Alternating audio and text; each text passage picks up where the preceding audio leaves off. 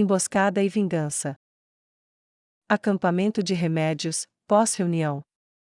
Essa coisa não é humana. Remédios rosnou enquanto jogava a espada com raiva em sua tenda enquanto seu povo fazia as malas do lado de fora. Seja lá o que ela seja, eu tenho que matá-la, ela tem demônios lá, ou algo assim. Ela agarrou o cabelo, e puxou com força suficiente para doer, mas já estava fora de si o suficiente para não se importar. Seja lá o que ela seja, disse Yuri. Mate-a, e ela será um cadáver. Precisamos colocar algum medo naquela cidade, algum horror, algum pesadelo que dará a essa mulher pesadelos próprios. Seu rosto era um olhar vazio, mas ela sorriu por dentro quando o remédio se distraiu com a sugestão. A atrocidade parecia se adequar muito confortavelmente à sua natureza. Isso não muda nada sobre como tomar a cidade. Sushala acrescentou. Embora aquela mulher parecesse semelhante à onda negra que nos varreu antes. Ela poderia estar por trás disso? Ele perguntou. Remédios e Yuri estremeceram. Quando a onda atingiu seus exércitos, tudo parou. Os cavalos não se moviam ou apenas fugiam. Os camponeses menos corajosos fugiram imediatamente, e até os fanaticamente devotos sentiram o aperto gelado da morte, engolindo suas almas. Foi um dia muito ruim, e isso os atrasou demais. Não. Remédios disse. Neia não é tão poderosa, mas seja o que for, ela está ligada à fonte daquela coisa. Ela parecia muito poderosa de onde eu estava sentado. Sushala disse, em dúvida. Nunca vi nada parecido com o que habitava naqueles olhos. Eu me pergunto como eles serão quando mortos. Remédios declarou categoricamente. Bem, se quisermos descobrir, precisamos chegar lá, isso nos atrasou meio-dia. Yuri disse infeliz. Justo, mas não foi inútil. Sushala disse com uma positividade incomum em sua voz enquanto levantava um dedo para fazê-las parar. Sabemos que ela tem alguma conexão com o evento, sabemos que ela ficou mais forte do que costumava ser, quando você quase a matou, e sabemos que eles têm uma arma capaz de matar membros das escrituras com facilidade, mas não é um problema tão grande comparado ao que seria se não soubéssemos disso até que fosse tarde demais. Tudo bem, eu admito isso. Remédios disse mal-humorada. Mas Calca, não pode ter sido ela realmente. Ela afirmou corajosamente. É algum truque dos mortos-vivos, minha Calca nunca teria feito isso. Ela tremeu lentamente enquanto mergulhava na negação. Não pode ter sido. Ela disse lentamente enquanto olhava para a mão que perfurou suas entranhas, e quebrou seu rosto. Então mate a falsa também. Yuri disse casualmente. Você vai se sentir melhor. Ela disse. Boa ideia. Remédios disse, com uma energia positiva voltando em sua voz enquanto seus lábios se curvavam em um sorriso faminto. Enviaremos algumas companhias como um grupo avançado, nada dramático, apenas observaremos a cidade fora de alcance. Se eles perseguirem aqueles cavalos mortos-vivos, bem, prepararemos uma emboscada para eles, e cuidaremos deles. Sushala disse casualmente. Tudo bem, mas devemos fazer uma marcha forçada também, e chegar lá esta noite. Podemos estabelecer o perímetro do cerco, e impedir que alguém entre ou saia. A luta pode começar no dia seguinte. Acrescentou Yuri. Concordo. Remédios e Sushala disseram depois de pensar um pouco. Eu cuidarei disso. Yuri disse, e saiu da tenda para dar as ordens. Prarte. Você acha que eles podem ser perseguidos? Skana perguntou pensativamente. Sabe, você é muito ousada, e gosto da ideia, mas isso seria muito imprudente. Neia disse, apertando o braço em volta da cintura de Skana. Aposto seu olho direito que eles terão uma força além disso, escondida para emboscar qualquer perseguidor.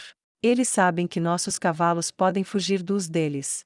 Então eles estão esperando que tentemos expulsá-los.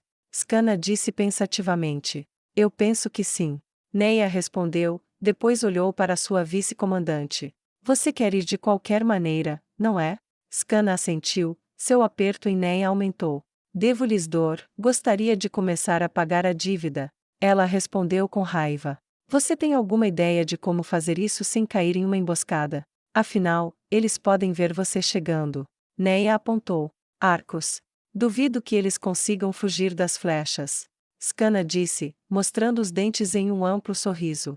Neia suspirou, e acariciou seu rosto. Não posso deixar você fazer isso, se você for aí, há uma grande probabilidade de que eles te derrubem primeiro. Acabei de te recuperar, não quero que você saia do muro de novo sem mim, e não posso ir lá agora. Skana olhou para ela com uma pequena carranca no rosto. Já estou fora dessas paredes há algum tempo, mais uma hora. Pode ser a sua última. Neia interrompeu com firmeza. Eu proíbo absolutamente isso. As condições em que estamos agora não permitem um desempenho eficaz da missão. Referindo-se ao cerco, ou referindo-se aos seus próprios sentimentos. Skana disse bruscamente. Neia soltou seu aperto, e deu um passo para trás, olhando para Skana surpresa, e disse: Não importa qual seja, eu dei minhas instruções, e você as seguirá. Skana cerrou os punhos, e cerrou os dentes. Ela estava com raiva, muito brava. Se você me der essa ordem como a papa da justiça negra, devo obedecer, mas se você me der essa ordem como minha futura esposa, vou reabastecer minhas flechas, e sair por aquele portão, a cabeças para serem levadas. Não. Neia disse, não foi forte, foi quebrado, uma voz pequena que quebrou seu rosto duro, e fez seus lábios tremerem. Não, não, não, por favor, não vá. Ela sussurrou, e agarrou a mão de Skana, apertou-a com uma força desesperada que fez a já muito forte Skana estremecer. Neia o que? Ela perguntou, seu olho verde se arregalou de surpresa. É sempre quando acontecem os momentos ruins, assim que começo a ficar feliz, alguma coisa destrói isso, e se você sair por aquele portão sem mim, tudo que vou recuperar é o seu cadáver. Eu tenho que estar no seu flanco. Neia implorou desesperadamente. Neia, você não pode esperar estar ao meu lado todas as vezes, você já confiou em mim para ficar longe de você por quanto tempo? Algumas semanas. Skana disse incrédula. Isso é diferente, você está falando de um confronto direto em terreno aberto, e em uma emboscada quase certa. Os olhos de Neia se arregalaram, e ela agarrou os braços de Skana, e a forçou a enfrentá-la. Se você for, ficará em desvantagem sem mim, e isso não é aceitável. O coração de Skana derreteu um pouco. E se fizermos algo diferente? Ela perguntou. O corpo de Neia ficou visivelmente mais relaxado. Se você tem um plano que não seja maluco, eu ouvirei. Sua voz tornou-se mais calma, estável, e seus olhos retornaram do estado arregalado, e quase assustado para o estado aterrorizante que não aterrorizava Skana de forma alguma. Quando eu estava fora antes, fiz Fruder usar magia Fly para subir, e mirar em áreas que eu havia identificado com tiros de arco para o céu. Agora temos Tia e Tina. As gêmeas deram olhares vazios, e pequenos acenos para o par. Isso significa que temos outra opção. Skana disse, e o rosto de Neia começou a ficar muito interessado. Entendo. Neia disse. Vá buscar Fruder. Tia, Tina, como você se sentiria se passasse um pouco de tempo fazendo uma mira precisa? As duas trocaram um olhar silencioso, assentiram, e sacaram suas kunai. Poucos minutos depois os três foram autorizados a sair em segredo, ainda não era tarde, ainda havia alguma luz suficiente para o trabalho. Fruder voou alto o suficiente para evitar ser detectado, enquanto as gêmeas passavam correndo como iscas, e procuravam as emboscadas escondidas na floresta. Elas as encontraram. Elas foram direto para o topo das árvores, jogando kunai para o ar, e enfiando a cabeça através das nuvens. Fruder viu o brilho do metal com seus sentidos mágicos aprimorados, e enviou fogo do céu como se estivesse com ira divina contra seus inimigos. O fogo choveu em uma posição após a outra além da colina, e as companhias que serviram de isca mantiveram os olhos no portão, e não nas costas.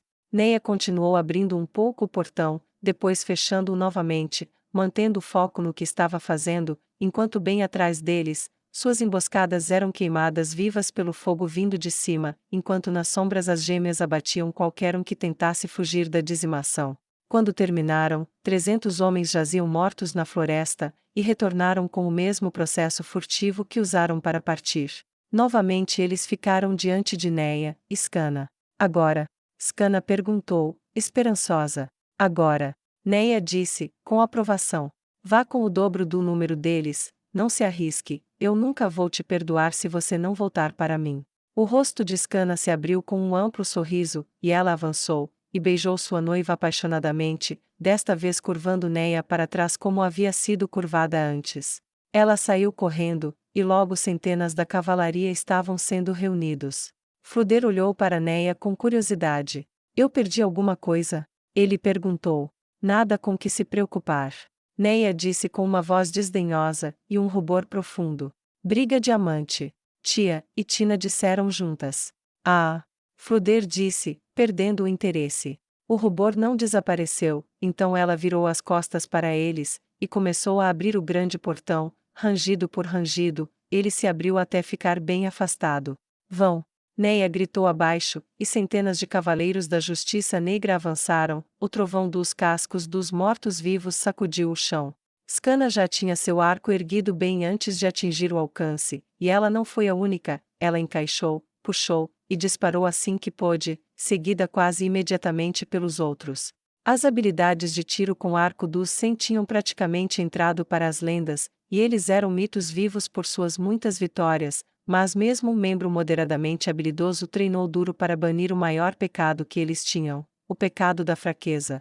O fruto do seu trabalho árduo agora foi posto à prova, uma formação triangular tomou forma sob o comando de Scanna, com ela mesma como cabeça. Suas incansáveis montarias estavam rapidamente diminuindo a distância. A cavalaria inimiga não esperou para enfrentar o ataque, eles montaram em seus cavalos, e fugiram, pensando em levar Scanna e seu povo para uma emboscada a 1 quilômetro de distância. Eles não tiveram que manter a liderança por muito tempo. Muitos sorrisos sombrios enfeitavam os rostos dos fanáticos enquanto imaginavam a lendária unidade da Justiça Negra crivada de flechas de ambos os lados, aproximando-se cada vez mais do local. Alguns dos mais espertos começaram a ficar preocupados quando viram gavinhas de fumaça subindo de ambos os lados à frente deles, mas sem nada para fazer a não ser seguir em frente, eles seguiram em frente. A distância estava diminuindo, seus cavalos estavam cansados. Não muito mais. Era uma frase que estava na boca de cada um dos lábios da cavalaria inimiga, até que, não muito mais, se transformou em: onde eles estão? Nenhuma flecha voou para derrubar seus inimigos, nenhuma emboscada foi armada, e em vez disso, Scanna, rindo de alegria ao dispensar seu arco depois de derrubar meia dúzia de homens e cavalos com seu arco, vários outros desejaram superá-la por si mesmos, e alguns o fizeram ou quase o fizeram, e em vez disso ela desembainhou a espada. Venham aqui, seus filhos da puta, eu lhes devo uma vingança. Ela gritou acima do estrondo de cascos enquanto atropelava o primeiro homem pelas costas, e quando ela puxava a espada, o corpo dele saiu voando do cavalo, onde foi prontamente pisoteado por seus camaradas. Vendo que era tarde demais, e que a armadilha havia falhado, o resto dos cavaleiros tentaram se virar, e descobriram que isso resultou na formação em forma de V penetrando profundamente em suas fileiras. A espada de Scanna voou como um pássaro por entre as árvores, e ela gritou seu grito de guerra como uma alma penada meio louca, dançando entre os soldados no meio de suas fileiras. O V começou a se desintegrar enquanto subjugavam os possíveis emboscadores. Números, equipamentos e habilidades começaram a contar a história do encontro enquanto as montarias mortas-vivas não temiam nada, não sentiam nada, e obedeceram perfeitamente. O excelente equipamento personalizado dos 100 facilitou o trabalho do equipamento comum dos cavaleiros leves, e até mesmo os equipamentos de qualidade inferior dos não-elites eram superiores devido à habilidade esmagadora dos artesãos anões. Scanna riu enquanto o sangue encharcava seu cabelo, cavalo e armadura, golpes atingiram seu peitoral, e sua espada abriu muitos pescoços até que um golpe de martelo infelizmente pesado a derrubou. A armadura absorveu a pior parte do choque, e ela respondeu esfaqueando o cavalo em que o cavaleiro estava, fazendo-o cair no chão com a perna presa por baixo dela. Ele teve apenas um momento para perceber sua terrível sorte quando uma sorridente Scanna a empurrou com a espada em seu olho esquerdo, até a parte de trás de seu crânio. Outros guerreiros desmontados vieram para derrubá-la, apenas para que sua habilidade acrobática os deixasse em guerra contra o ar ao seu redor. Um golpe alto resultou em ela se abaixando e esfaqueando um soldado na coxa, apenas para seguir com um giro para frente que terminou em um golpe nas entranhas de um soldado logo abaixo da armadura. Ela pegou a tentativa de golpe de um homem em seu pulso, torcido para provocar um grito, e o derrubou no chão. Antes que ele pudesse se recuperar, ela tirou uma faca da bolsa e enfiou-a na nuca dele, cortando sua coluna. Seu próprio povo estava ao seu redor agora, não havia misericórdia sendo pedida, e nenhuma misericórdia sendo oferecida. Gritos e berros não duraram muito nos lábios dos feridos, pois eles se tornaram os mortos para sempre silenciosos.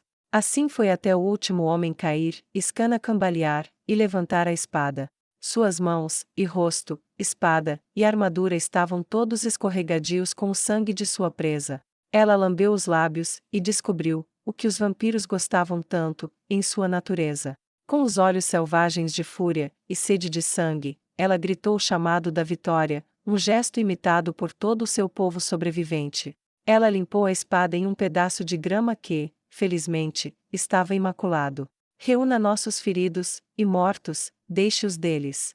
Ela disse, cortando um desejo repentino de deixar apenas uma pilha de cabeças, e fez isso principalmente porque achava que não havia tempo. Havia poucos mortos ou feridos em suas fileiras, e eles rapidamente voltaram pelo caminho por onde vieram com as poucas montarias sem cavaleiros que tinham, assim como todo o seu povo. Os portões da cidade se abriram imediatamente para eles, Iscana assumiu a liderança, cavalgando para aplaudir seu heroísmo, permanecendo de pé, e sorrindo enquanto o sangue encharcava o terror do campo de batalha em que ela havia se tornado.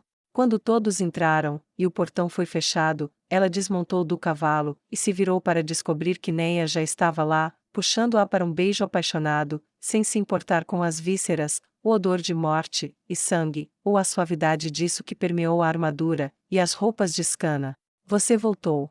Neia disse alegremente, agarrando as bochechas encharcadas de sangue de Iscana, e olhando em seus olhos. Para você, eu sempre voltarei.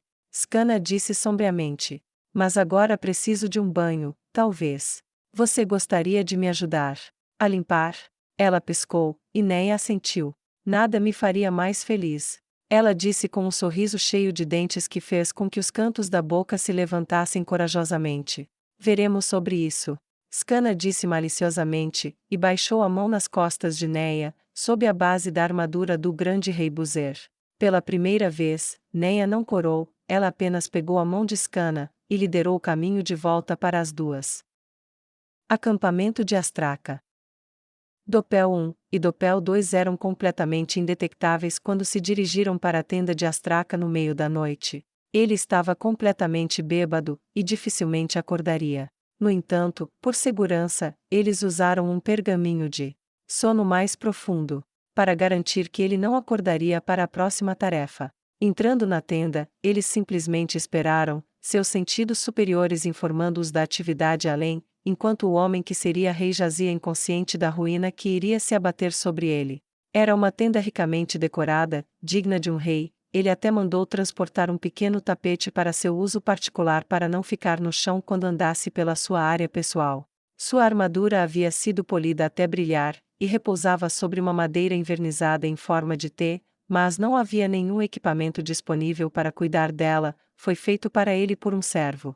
Sua cama não era apenas uma cama tosca, mas uma cama móvel que era desmontada e remontada a cada novo acampamento, e como colchão ele tinha uma série de peles de feras como raposas e ursos, junto com um cobertor quente sobre ele que o mantinha afastado do frio e da piora do tempo. Nada comparado ao seu senhor em Nazarick, mas tão bom quanto qualquer rei humano poderia desejar. Eles esperaram pacientemente até ouvirem vozes do lado de fora indicando uma mudança de turno antes do amanhecer, e Dopel a notificou Vanisa por meio de uma mensagem mágica. Tudo bem, faça isso, assuma as formas 2 e 3. Vanisa respondeu. Um momento depois, os doppelgangers assumiram a forma de crianças nuas, um menino e uma menina, seus corpos assumiram a aparência de hematomas profundos em vários lugares, e abriram cortes, e criaram escoriações em sua pseudopele. Eles então pegaram tecidos caros de uma gaveta da tenda de Astraca, e confeccionaram mordaças toscas para si próprios. Então, com fortes lágrimas escorrendo por seus rostos falsos, eles rastejaram para fora da tenda no meio da mudança de turno, choramingando e implorando por ajuda. Eles assumiram a forma de crianças lindas e inocentes, do tipo que ninguém poderia se imaginar machucando-as, mas o mais importante, incluíam características dos filhos desses, seus guardas mais confiáveis, para que cada um deles pudesse ver algo próprio nessas crianças. Os guardas, ao vê-los, primeiro pularam para trás horrorizados quando saíram das sombras. As tochas que carregavam lançavam luz, e sombras que dançavam nos rostos desesperados e agonizantes das duas crianças Dopel. A reação da primeira dupla de guardas fez com que os outros dois do turno se virassem, e olhassem para baixo. Brincando com a reação, os sósias agarraram um dos pés do guarda, e olharam para ele em um apelo desesperado, choramingado, mas abafado, por ajuda. Ele se ajoelhou imediatamente, horrorizado, e removeu as mordaças. Por favor, não mais, não mais. Dopel choramingou enquanto lutava contra os soluços. Não nos mande de volta. Por favor, não faça isso. Qualquer coisa menos isso. Dopel 2 sussurrou melancolicamente. A compreensão do que estavam vendo atingiu todos eles quase ao mesmo tempo: os hematomas, o sangramento, as escoriações, a nudez, o medo, e a dor óbvia. E ao olharem para os pequenos desesperados que foram amordaçados, sabe-se lá quanto tempo sofreram nas mãos do homem que seria rei, cada um viu elementos dos rostos de seus próprios filhos. O que podemos fazer? O primeiro guarda sussurrou para os outros. Temos que tirá-los daqui. Outro disse, o garotinho Dopel virou de lado, e segurou sua barriga, uma enorme marca de bota, e um hematoma eram visíveis através de seus dedos abertos, aquela marca parecia caber perfeitamente nas botas de Astraca. Não assim, eles vão morrer na floresta com certeza. Um terceiro guarda sussurrou com voz rouca. Garotinho, garotinha, onde é sua casa, você pode nos dizer isso? O quarto guarda perguntou enquanto se agachava na frente deles. Somos irmão e irmã, vivemos assim. Saiu com uma voz agonizante. Mamãe e papai adormeceram no fogo depois que o homem branco chegou, nos levou embora enquanto mamãe e papai dormiam no fogo com vermelho nas roupas. Dopel garoto disse com uma voz suave e dolorida. Homem branco? O primeiro guarda perguntou aos outros, incerto. Oh, pelos deuses! O adjunto da teocracia. Ele às vezes sai com os outros batedores da teocracia, ele usa uma túnica branca, eu entendi. Ele entrou na casa deles, matou os pais, levou as crianças, então incendiou a casa. Então ele os trouxe aqui para entregá-los. O segundo guarda disse, então parou porque não conseguiu terminar a frase. Existe algum outro lugar onde possamos levar você? O terceiro guarda perguntou com urgência. Onde você estará seguro? A garotinha Dopel acenou com a cabeça. Tinha uma casa na floresta atrás da nossa, coloque-nos em nossa casa, e podemos ir até ela, por favor, não nos faça voltar. Isso dói em mim. Ela mordeu o braço com força para não fazer barulho enquanto ela começava a chorar. Vou roubar algumas poções de cura, estamos saindo do turno para que nós dois tiremos essas crianças daqui. Ó deuses, o que estamos seguindo?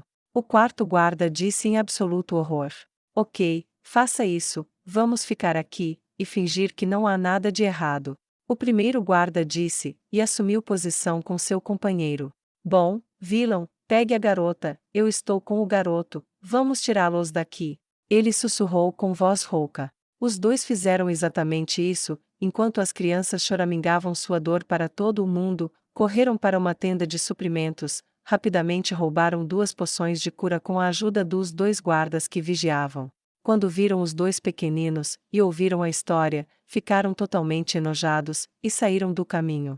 Poucos minutos depois, eles cavalgaram como demônios saídos do inferno, o mais rápido que puderam à frente do acampamento, até encontrarem a casa que Vanisa havia incendiado na noite anterior.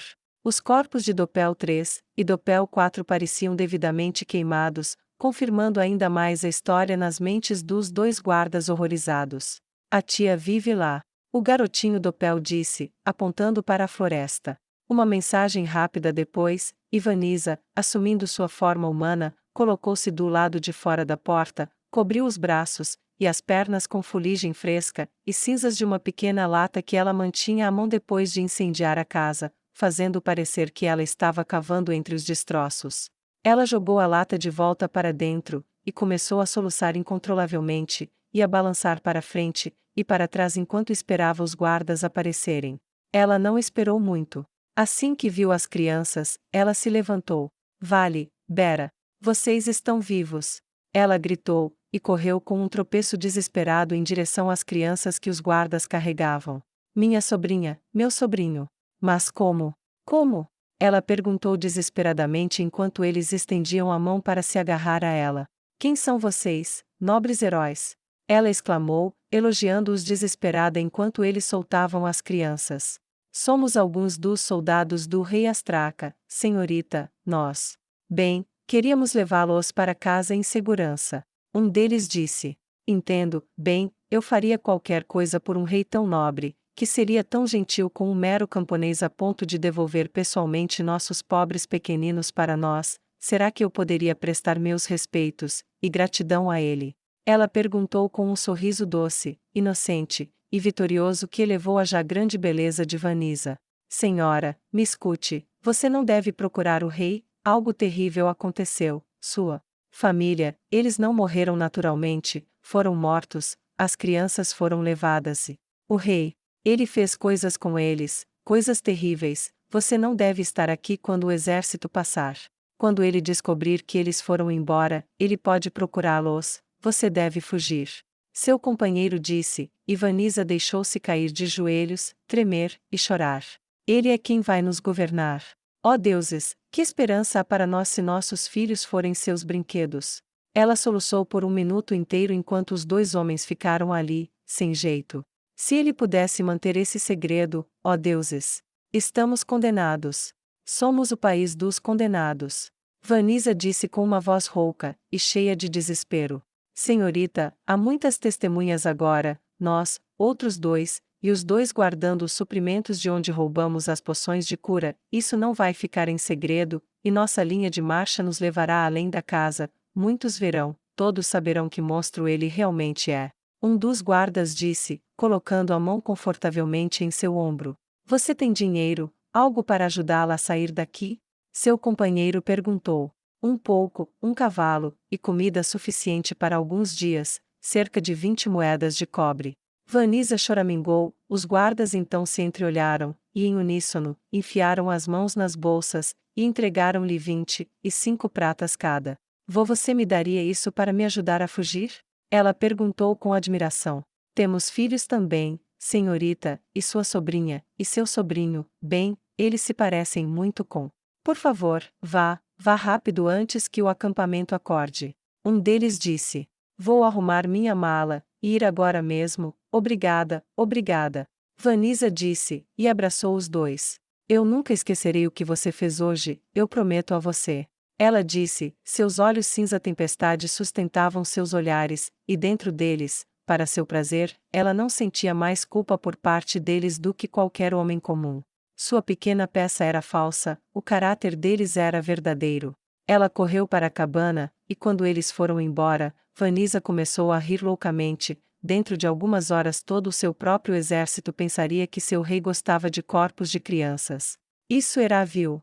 Mesmo um bruto que atacasse mulheres poderia hesitar quando se tratasse de crianças de aparência inocente, de modo que tais pessoas que faziam isso eram considerados os piores dos piores. Os doppelgangers restauraram suas formas anteriores. Agora, disse Vanisa, suponha as formas 5 e 6.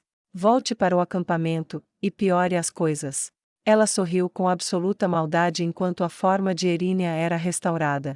Os dois sósias assumiram a forma de soldados, e entraram no acampamento.